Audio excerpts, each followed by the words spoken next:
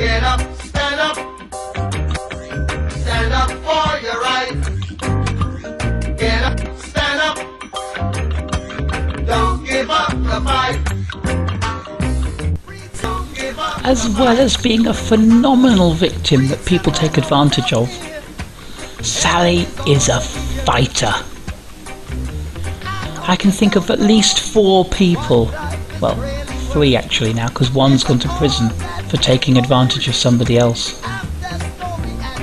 These are people I think take a completely inexcusable advantage of Sally, but I won't deprive her of her right to see those people.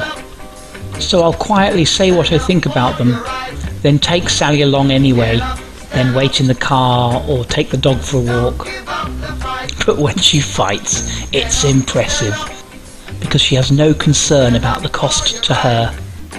One example is she went to meet some friends of hers who had special needs, but a nearby man was making a joke about their speech impediment, so she told him off and got him to apologise and rethink his attitude to people with learning difficulties. And Sally remembers often going to the school her son used to attend and arguing with his teachers to defend him.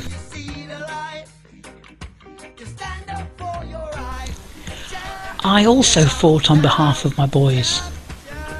I argued with their teachers, wrote letters, helped them write letters to their teachers, petitioned the council about a skate park.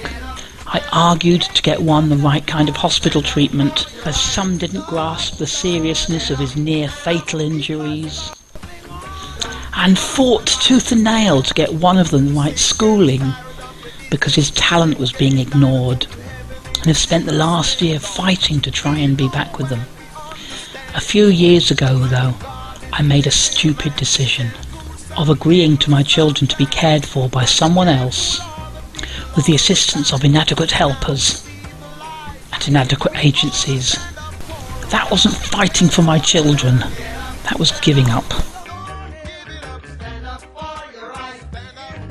When Sally and I went to a petting zoo called Clive's Fruit Farm near where I live, she noticed the conditions of the pig and was concerned that it was cruel, so she spoke to the manager, but unfortunately he was a continental man who'd recently bought the farm off the original farmer, and continentals are often less concerned about animal welfare than British people. Because she got no success with talking to this man, she phoned up the RSPCA and got them to investigate.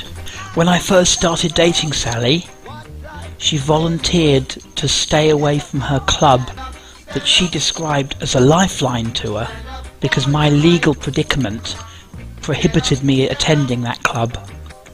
She also always attends the courts with me at the moment, even though she's been advised by her friends and her son not to do it because of the stress. And she volunteered to be interviewed with me. The lady interviewing her made her feel really bad, so much so that Sally asked me, through a storm of tears attacking her face, if I thought we should split. So Sally fights not because she thinks she's going to win. She fights when she thinks it's the right thing to do. A famous verse, James 1:27, refers to the importance of looking after widows and orphans. And in fact, unlike today where the UK has something like 30,000 charities, many of them nothing to do with the church, the early church stuck out like a sore thumb for its attitude to looking after the vulnerable and standing up for those that weren't listened to. Don't give up the fight.